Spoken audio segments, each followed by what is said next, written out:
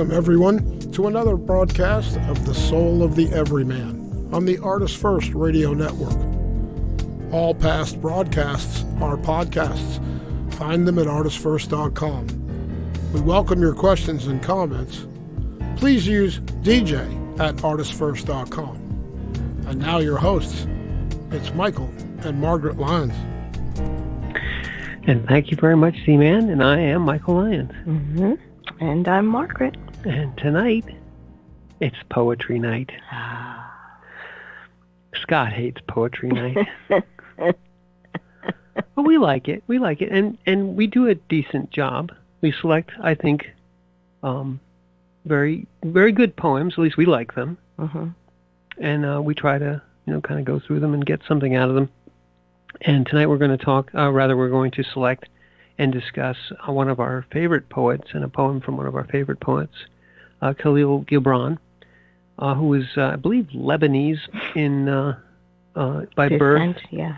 But he was, they refer to him as a Lebanese American poet because he came to America and spent a large part of his career here. And he's extremely... I would say that the best thing that I find about Khalil Gibran is he strikes directly to the heart of whatever subject that he's talking about, and he paints these really just subtle and beautiful word pictures. Every line has a poignancy to it, and an immediacy and freshness to it. And he died probably in the early part of the 20th century. Mm-hmm. He was born in the latter half of the 19th century. So it's a good, 100 years ago. And yet I would say that his poems and poetry are as relevant, like all good poems are, or all good poetry is, to the present moment as they were at any time since they were penned. Right. No, it's true. It's true. His prose is just absolutely amazing. Yeah, it's beautiful, and if you read it or you hear it read, it just strikes, as I said, directly to the heart. And tonight, this poem it goes with one of our favorite subjects. Well, it's not one of our favorite subjects, but it's a very something that we do discuss often. Which is it's called On Death.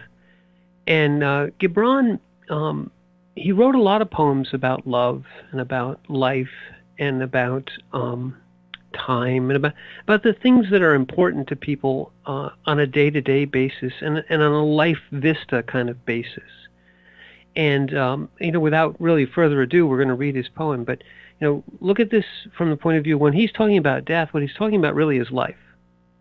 And the two are intertwined. And as we were talking about last week, in a sort of a quantum way, the idea of the Schrodinger's cat being either alive or dead, but each one of us, all of us, are living a life which is defined in some ways by its beginning and its end, its birth and its death, as well as the immediacy of life, the subtle poignancy, the sweetness, if you will, of life, is because it doesn't last forever.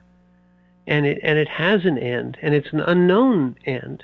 So it's with us, even if we cover it up with all the ego stuff and all the kind of day-to-day, got to do this, got to do that, got to pay your taxes, whatever.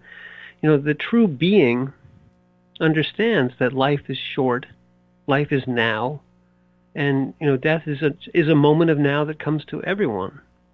Right. On this world, there is death. In this incarnation. So I was thinking, Ma, that we would go back and forth. This poem is not super long, but it's got, half a dozen stanzas or so. Whatever you... So maybe we'll read one and go back and forth. And then go back and discuss them all. Alrighty. So maybe we'll read it all the way through once. Mm-hmm. And I would love if you would start with the first one, and I'll pick up. Okay. On Death by Khalil Gibran. You would know the secret of death, but how shall you find it unless you seek it in the heart of life? The owl whose night-bound eyes are blind unto the day, cannot unveil the mystery of light. If you would indeed behold the spirit of death, open your heart wide into the body of life, for life and death are one, even as the river and the sea are one. In the depth of your hopes and desires lies your silent knowledge of the beyond. And like seeds dreaming beneath the snow, your heart dreams of spring. Trust the dreams, for in them is hidden the gate to eternity.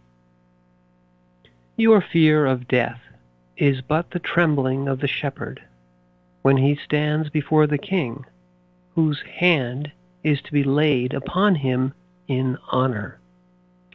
Is the shepherd not joyful beneath his trembling, that he shall wear the mark of the king? Yet is he not more mindful of his trembling? For what is it to die, but to stand naked in the wind and to melt into the sun? And what is it to cease breathing, but to free the breath from its restless tides, that it may rise and expand and seek God unencumbered? Mm-hmm. Only when you drink from the river of silence shall you indeed sing. And when you have reached the mountaintop, then you shall begin to climb. And when the earth shall claim your limbs, then shall you truly dance. Khalil Gibran. And I, before we even begin, I just want to say that this struck so deeply, especially with our experience, that some of the lines really almost bring you to tears. Oh my God! But you take a stab at it. Where do you want to begin? Oh. Well, especially the third stanza of, for what is it to die, but to stand naked in the wind and melt into the sun? I mean, that was exactly where I would have started. Mm-hmm. When you think of it, how would you describe death? What is it really to you, a being here and now? And I like the fact that he equated it with breath, because that's the next line. For what is it to cease breathing? Because we all equate death with no longer being able to breathe. But to free the breath from its restless tides. You think of that and you're like, yes. You must inhale and exhale from that cyclic motion, that it may rise and expand and seek God unencumbered. So in that case, the breath is your spirit. Exactly. And it's interesting that this line had come up because there was something I was reading where they're saying, your breath is more than air. And it was a study that was being done on breathing itself and what the energy of the body is actually doing as you breathe. So yes, if you think of it, your breath is just the outward form of your spirit that is imbuing this flesh with life. And that rhythm brings you to the knowledge that you are constantly in motion, on a path, moving in some way. And your life, your breath plays out. In some traditions, there's a belief that you have only so many breaths in a lifetime. Well, I want to go back, and I love the image that you just mentioned with breath being equated with life, because you go back right to the story of creation, Mm-hmm. and on the sixth day or the fifth day, I forget which one. I think it was the fifth day actually, where God creates human beings, and He literally forms the man, and by the man, what we mean is the being, the human being. They aren't differentiated in sex until Eve comes. Right. So this is always this. I just want to digress for a minute. People say, "Well, Adam was the first man." Adam was Sixth day. the sixth day, of course. But on the sixth day, when God creates man, He's creating a being in His own image. God is sexless. The being was also, in that way, sexless. But then He said, this being is going to suffer from loneliness because it is incarnate. It is temporal. Mm-hmm. And so when He differentiated them, that is when you have, and I created man and woman. So anyway, there's a wisdom in the Bible that is often glossed over. But the image that Gibran is sort of referring to here is that he creates this being from the earth, from the clay, if you will. But it's really from the creation he assembles a simulacrum. And then he does, God does what we associate with life. He breathed the breath of life into, or in some translations, he spoke the breath of life into the being.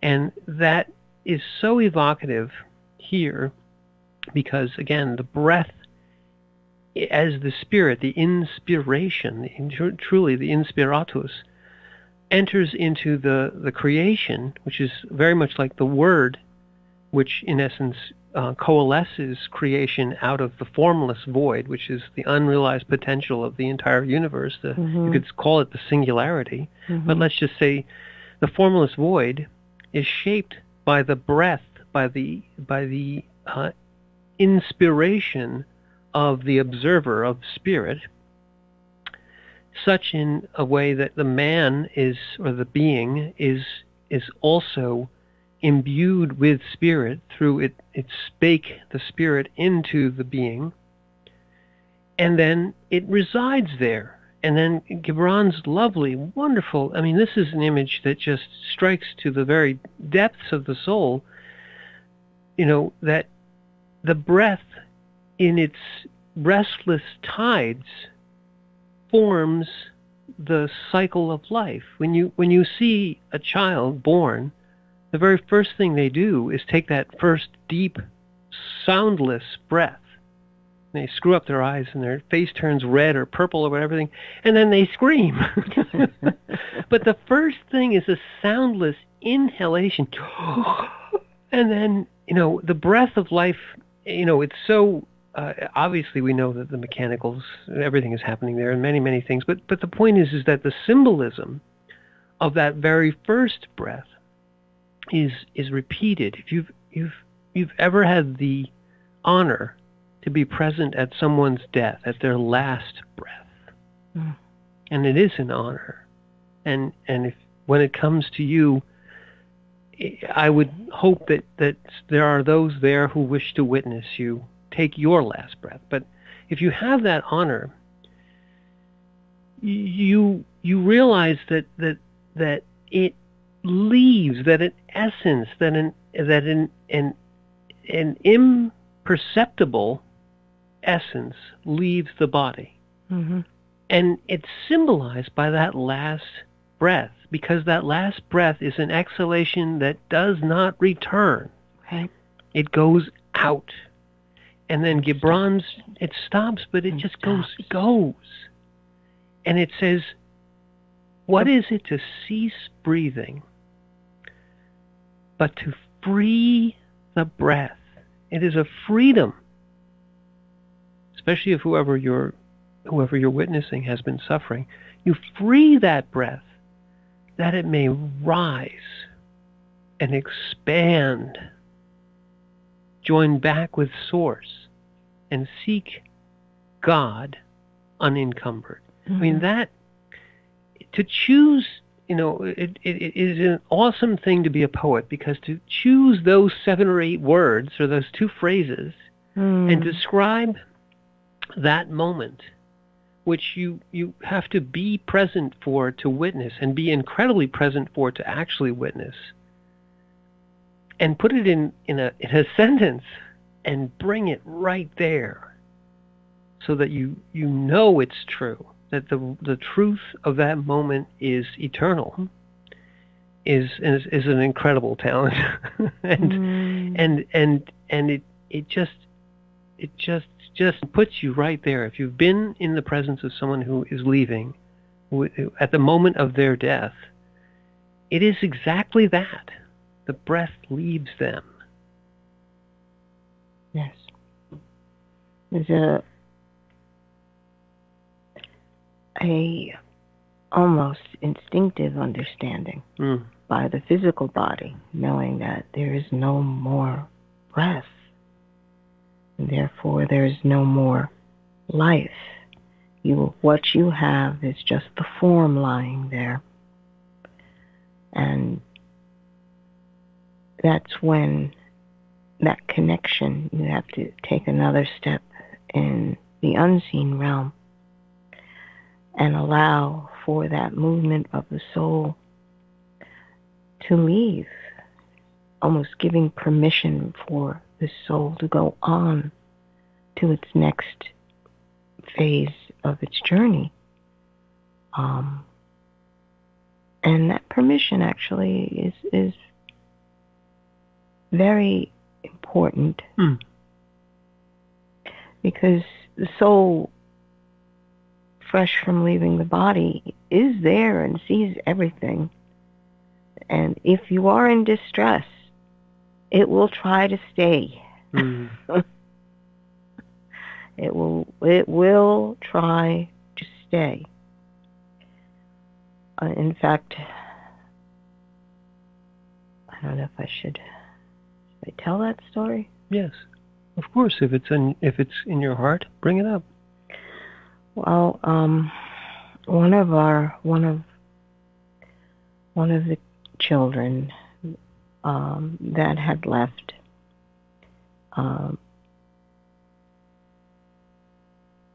had his mom in the room with him, and they were trying to just let him go. Don't. He was suffering terribly in his body, but the body could no longer sustain itself. And this was Christopher's very good friend. Yes. So his mom had been saying, "Okay, it's okay. It's all right. You can leave." And of course, he's hooked up to machines. So the minute the heart stopped beating and the breath, there was no longer an in-breath. His mom just let out this scream, this cry, grieving when he left. And within the second, it was almost as if the soul had been standing there next to her and heard her cry, saw the cry, felt her grief, and suddenly the heartbeat started up again and the breathing started up again. It's like his soul jumped right back into his body. And of course, the team that was there were like, what is going on? But she knew. She went over and was like, no, it's okay. I'll be okay. Just, you don't need to stay for me. And then again, the heartbeat and the breath stopped.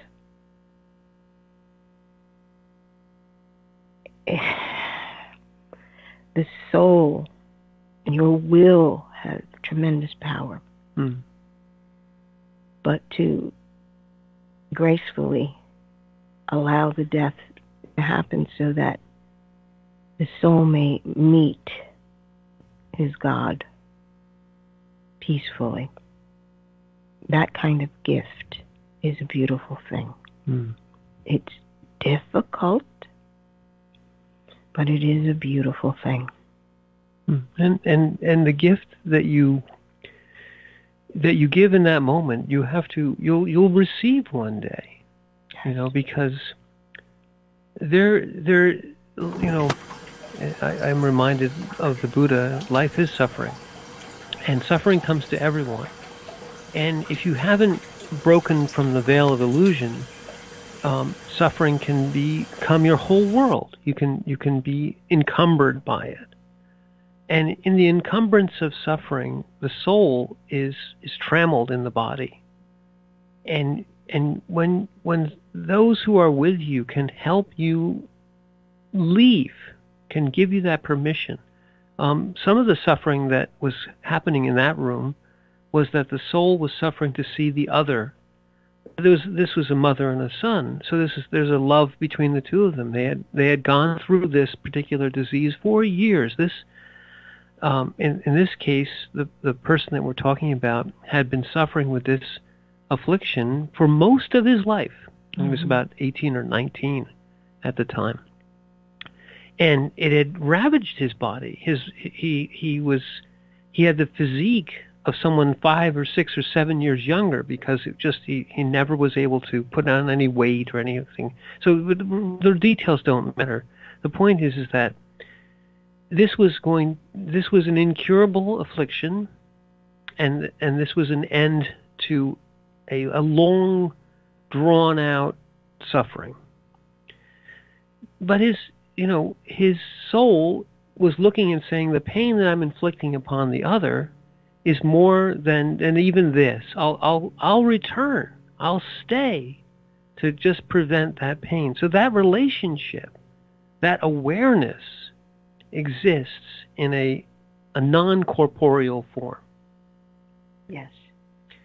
And the other thing to look into here is that in many traditions, this one happened to be sort of a Middle Eastern tradition, but in many traditions there is a huge logos, if you will, of how the dying process goes on. There's the Tibetan, and I know you can go into that, and I think maybe we ought to go into it a little bit. There's a whole process to this leaving, and perhaps the Tibetans or the I would say the Tibetans have the best sort of almost documented, how this happens. Yeah. And it's very important, and we can go into it a little bit maybe. I don't want to completely hijack the poem. We'll come back to that because there's a lot more here. But this is I think the heart of it right here. What he's talking about on death. For what is it to die? Well, the Tibetans have a good idea of what it is. Well, in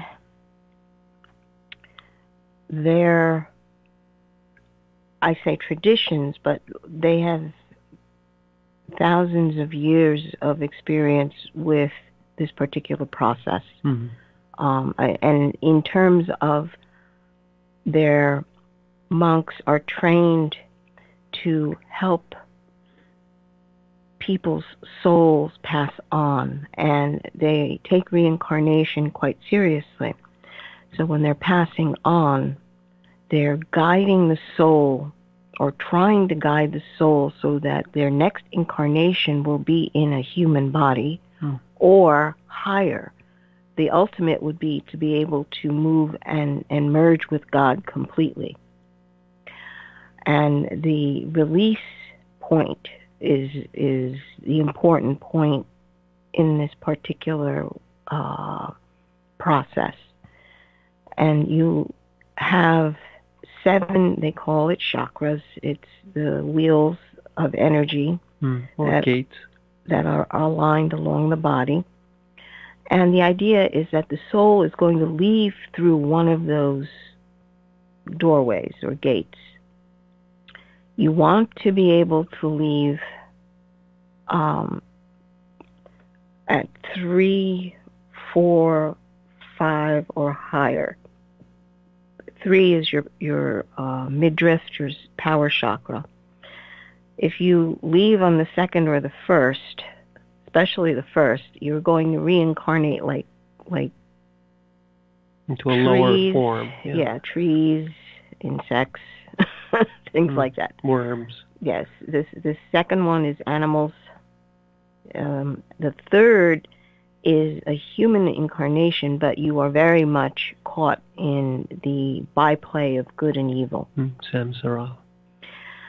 The heart chakra, if you can lead through there, it would be you're on the road to compassion. The throat, again, this is where you will have tests of will. But if you get to the third eye or the crown, you don't have to incarnate. You have the option of incarnating down here. So their monks are trained to be able to detect where the soul is within the body, and through certain sounds and chants, they try to guide the soul to a better doorway to leave. And usually they're if you listen to the instruments they're playing and the rhythms, what they're actually doing is mimicking the sounds of the body for the soul to hear.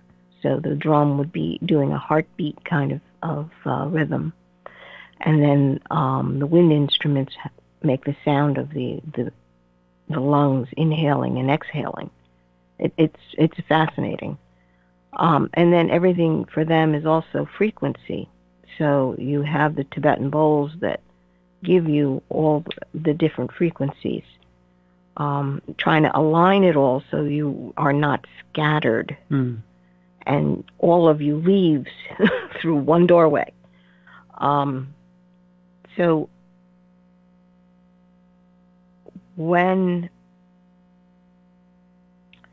the body dies, that is the beginning of the journey. And the phrase from a poem, what is it to die but to stand naked in the wind? Understanding that you're in this flow of energy. And the sound of your lungs is a very good approximation of being in that flow. And then next is and to melt into the sun, which is pretty much what the ultimate would be for them, the soul merging into the greater, the spirit merging into the greater. And to understand that what it is to cease breathing, but to free the breath from its restless tides. In other words, you are no longer in that cycle. That you may rise and expand and seek God unencumbered. You have no more limitations of this world. And you're reaching way past it, understanding that you are so much more than what you thought and what you experienced, and any connecting ties to this earth, this world. You're so much more. And allow your spirit to expand outward and make that connection. Just beautiful. The poem is so succinct, but the word pictures, I guess you can call them, but it's more you're involved with living, really living and dying. You're actually present in your death when you do it this way. And think about that for a second, because we've been talking continually about being present in the now, present in life, but to be present at the moment of death,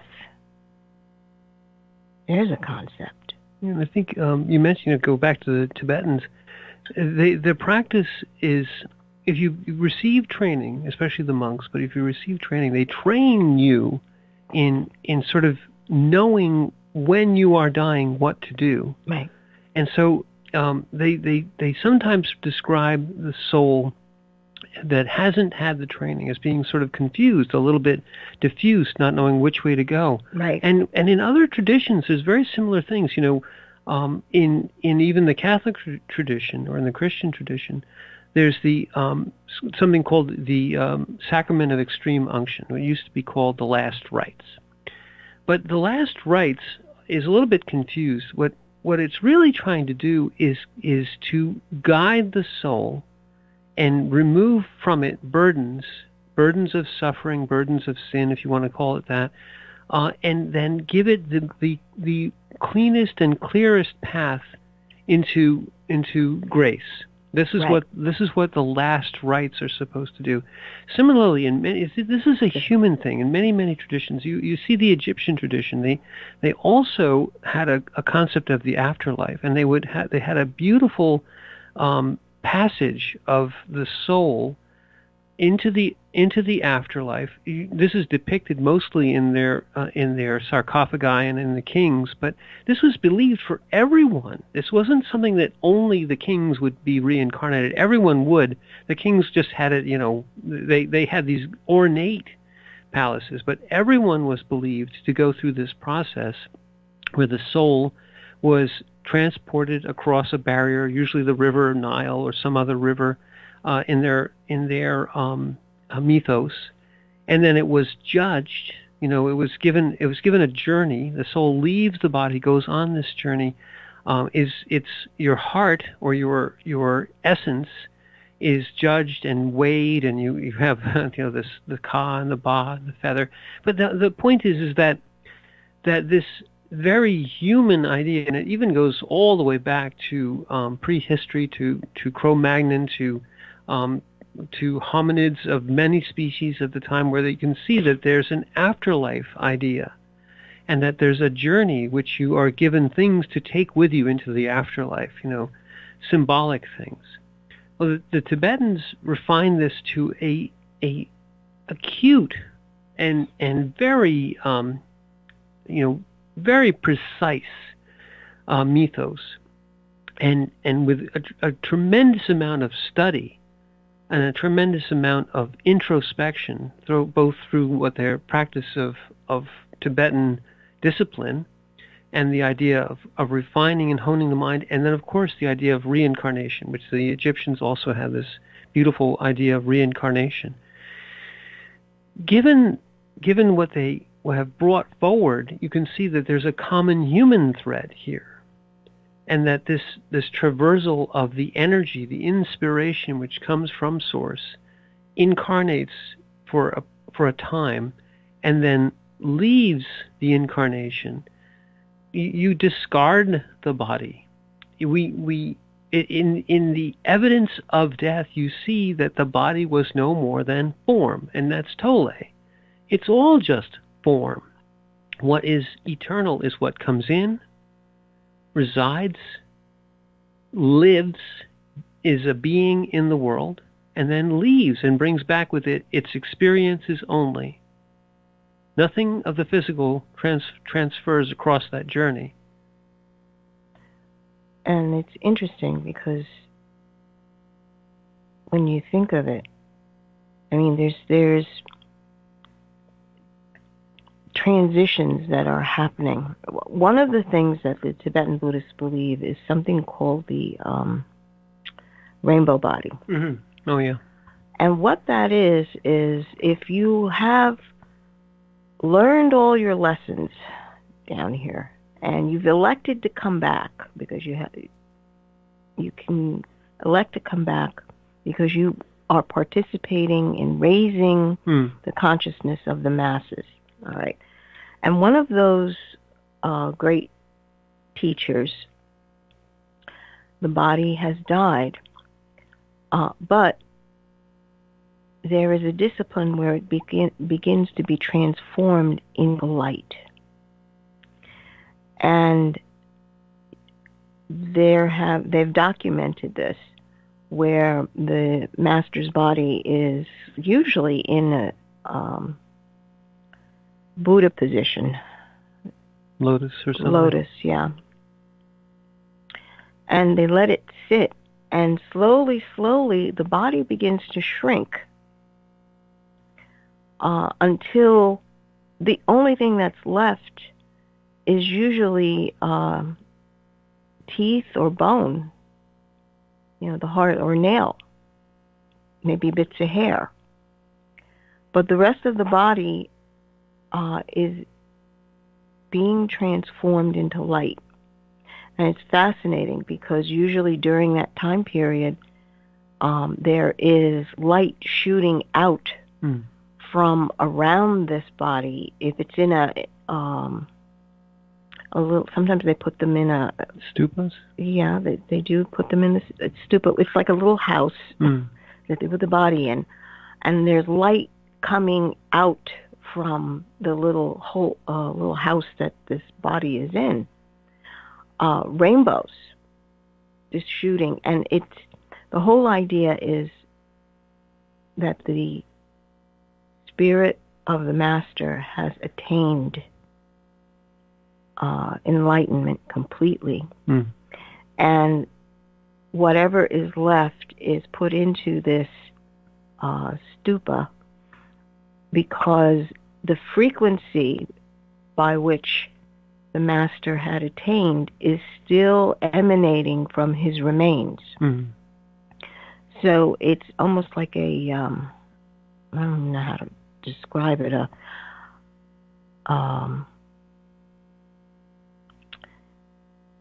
what is the name of the things that we put the ashes in? That you put, like an urn? Well, no, you put the urn into these. Oh, like a mausoleum? Yeah. It's like putting... Like a shrine, basically. Putting it there, and then that frequency that the master had attained was continually radiating outward from that. Another example would be like the relics of the saints. Yes. Again, this is a human tradition. It's documented in many different modalities. Okay, we have the Tibetan modality, the Catholic or the Christian modality. You have the Egyptian modality, but this idea of a connection of the ascended master or the enlightened spirit back to its remains, because those remains, that piece of creation, has a connection with that emanation. It doesn't mean that they're tied down to it or tethered to it, but that still has it underwent a certain transformation during their lifetime as associated with their energy, and it has that energy still. And you can find this, in as I said, the tradition of relics, or the tradition of the stupas in the Tibetan or the Buddhist tradition, the idea that there's a connection.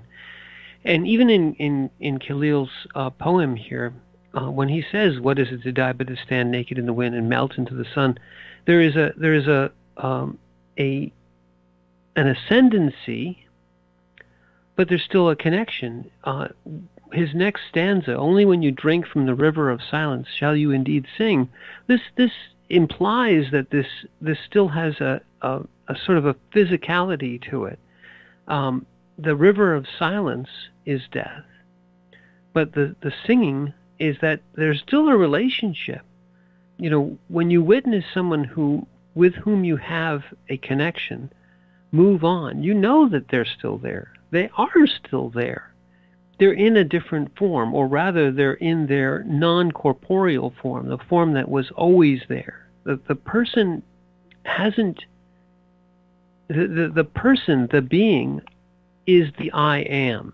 It is a unique expression, an emanation of source, incarnate within flesh for a period of time.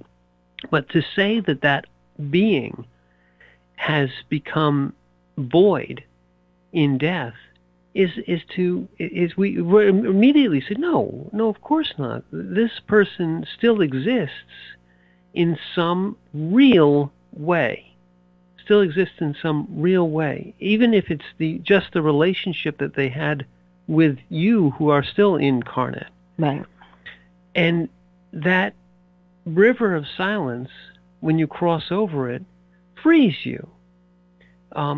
the next phrase is even better. When you have reached the mountaintop, when you've come to the end of your journey, you're at the mountaintop. You step off into a new incarnation, into death, or into spirit. Then you shall begin to climb. Then you ascend from the top of the mountain. The stupas are always at the very tip and the top of the temple, and they point upwards. And they are ascendancy points. They're from which you have reached the pinnacle of creation, the pinnacle of form, and you leave it behind. Because the pinnacle of form is just a tiny, it's just the tallest hill on the mountain. Right. It's not back to source yet. It's just where you left from. Well, your launching point. You continue onward. Exactly. But one thing I'd like to bring up is the belief in resurrection. Okay, in the Catholic tradition, Christian tradition, the resurrection of the body. Now, one thing that always struck me was the fact that everybody always says, well, you put on the body like it's clothes, and then you throw it away, kind of thing. When your spirit ascends, your body's not there. But I look at that and I go, you're belittling this form, which is the house of the spirit. You aren't supposed to do that. You need to understand that the connection to the body is vital, and you don't throw away anything. But that is the attitude that we have, especially in this society. Oh, it's useless, we throw it away. It's like, no. There is a reason why the physical body and the incarnation of spirit is here. There is a whole purpose to this that we don't understand. And because we don't understand, we want to say, oh, well, we know already. It's just the body thing. It's like, no, actually, in the Christian tradition, Christ came down and he resurrected his physical body. There is a purpose to that. But most people just, oh, no, it's just this. I already know. This is what I was taught. It's like, no, open your mind. Open it. Other traditions, like the Tibetans, you're supposed to take your body with you. Yeah. That was the whole purpose of this, is that you're supposed to take your body with you. Well, and if you go back to the poem, I'm sorry, I don't know if you were done. No, I'm not done. No, I'm sorry. And because of it, because it's written in the Bible that each person is only to have one life and a death. And I've heard the argument that reincarnation goes against that. That is a very limited understanding of who you are. You're saying it's just this physical body, and it's one, and it dies, and that's it. And and you're already throwing away your body. When the acknowledgement that your spirit is much more vast than you could possibly imagine, and the consciousness that you are participates with the I am, who is God, you will begin to understand the differences. Yes, each life, there is only one life that they're going to be living and dying. But each one is a packet or a touch point for the spirit, so that the soul forms this vast, a bubble of experiences. And each one is precious. Every life is precious. But you are much more than that, just that bubble of experiences of your life. So to understand that you've got to make the connection to the eternal spirit is key. We as human beings want to say, oh, we know. You can only see it's written here. It says this, so therefore that's wrong. It's like, have you ever experienced life in and of itself? There was a line, I believe, in Khalil Gibran's poem.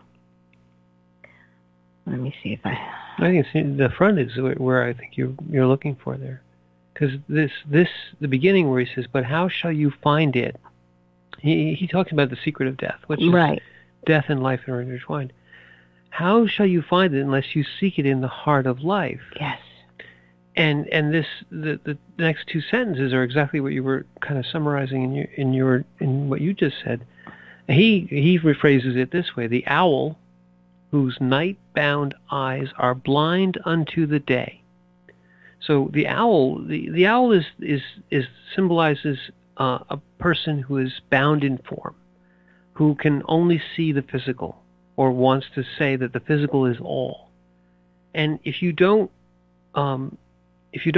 try to transcend that, and that's much of the Tibetan tradition and much of the Buddhist tradition, much even of the Christine tradition, is to transcend your night-bound eyes and look upon spirit in its form that you can perceive beyond that which is only the physical. And so he says it next, if you indeed behold the spirit of death, open your heart wide unto the body of life. Understand that, and this is a wonderful phrase, is that the heart is the gate here for those things. If you want to see things truly, you want to see things in spirit, you have to see them with the eyes of the heart. You can't use the mind. The emotions are going to lead you astray. The thinking is going to lead you astray. But the heart, in its own clear eyes, feels the being, feels the presence, feels the life within the other, feels the life within yourself, and understands that that is an eternal thing, not an ephemeral thing. You look upon an infant of 3 hours old, and that same person, that same being at 93, the being is the same. You would never say that this is not the same person. It merely is that person, that being, with a lifetime, with 90-odd years of experience in this form. Well, to see that truly, you can't look at it in the thinking mode. The thinking mode says, well, this is an old man and this is a young babe. Or this is, this one's got wrinkles and scars, and this one's, unable to talk and drools, and yeah, all those points along the way are where the thinking will grasp onto it, or the emotions will grasp onto it. But the heart says, this is the being. This is the person I've known for my whole existence. And whatever they go through, whether they lose their sight, their ability to talk or walk, their ability to do anything, or whether they gain all these new abilities, they can do all these things. No, still the being is the being. And through, to know what the spirit of death is, you have to know the spirit of life. You have to know the spirit intimately. Mm-hmm. Yes. And he goes on, Khalil, in the next stanza, describing life. And it's almost the state you need to be in as you walk through your life.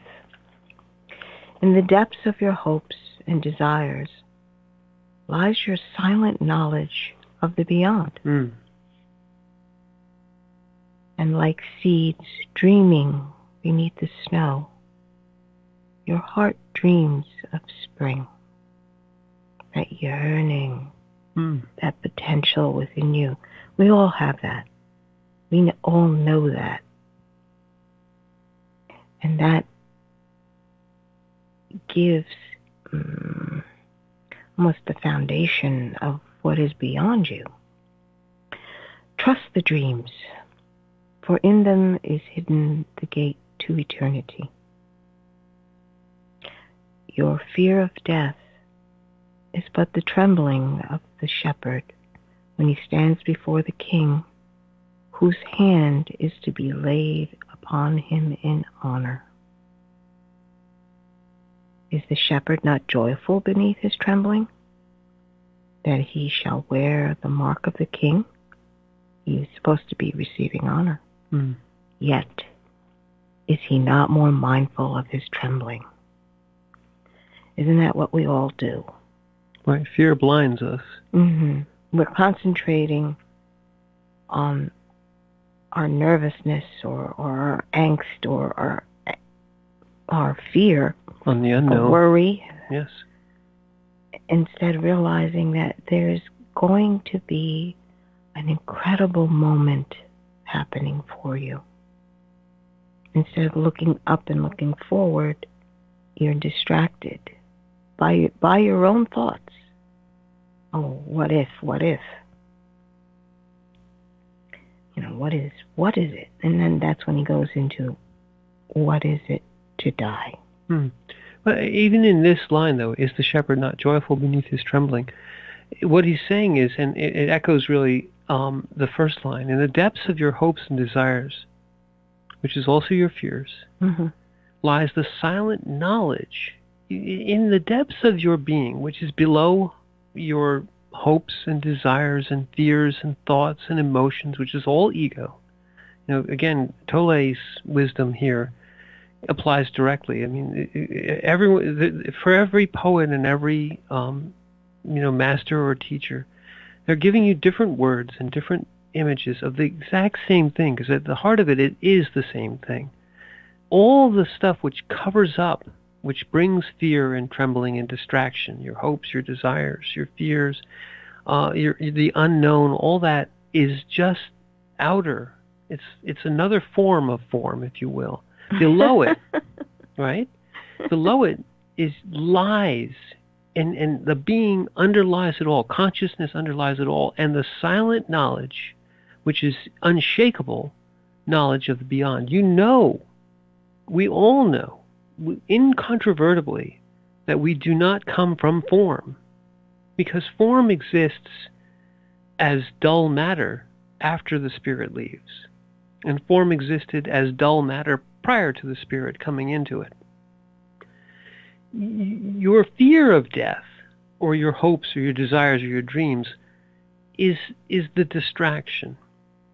And he says, stands before the king whose hands be laid upon him in honor. But in fact, you're laying your own hand upon yourself. Your being is the king here. Well, being or consciousness is the king. It's not your, okay? Because at that point you have transcended all ego. True. It's not your, because that limits it. You are out. The breath is without limit. You're reaching for God, unbound. Unencumbered. Unencumbered, yeah. You know, and that unencumbrance, that's why it's so incredibly evocative, because as you come into life, you are encumbered by life. You are, we talked about this a couple of shows back, the Scrooge and Marley thing. Life encumbers you. Buddha, all life is suffering. The suffering and the encumbrances, the trammeling of spirit in form, although it's necessary to come here and to experience and to learn and to bring back the experiences into source, back to source, as an emanation of source, is necessary. It's what we're here to do, to learn and to interact and to be and to learn to be in incarnation. However, it is an encumbrance. You have to deal with ego. You have to deal with the randomness of the universe, if you will, with that which will come upon you unbidden and unknown, and that you have to suffer through. And then you realize in that is not you, that none of it is you, that the suffering is not you, that the body is not you, that the being which it takes upon these burdens had to be there first to take them upon, to assume them. It wouldn't exist unless you were there. Right. It's no more than dull matter. It's no more than clay. Well, there's no life that as we understand it. There is form, but there is no life or being in it. It is the housing. You know, it's interesting. People are talking a lot about AI and it may be getting consciousness. And in fact, it may mimic it. Yes. But without the inspiration, without the actual spirit in form, it will do no more than a chimera. It's no more than an incredibly complex toy. Right. No, it's true. And then the last stanza is, only when you drink from the river of silence shall you indeed sing. It's being in that stillness where everything is shut off. No more thoughts or voices in the head. You're just in the pure state of being in that precise moment of now. And when you drink deeply in that stillness, that's when you touch the eternal, the eternal I am. And it's only then can you understand that your soul can express, it can sing. It's amazing. If you think of singing as frequency or voice vibrating different things, it's just amazing. And you assume that frequency and you bring it back with you. And we have to say that we've come to the end of this hour and we have to let it go. Yes. And hopefully we've raised the frequency of it a tiny bit. But I am Michael Lyons. And I'm Margaret. And thank you for listening.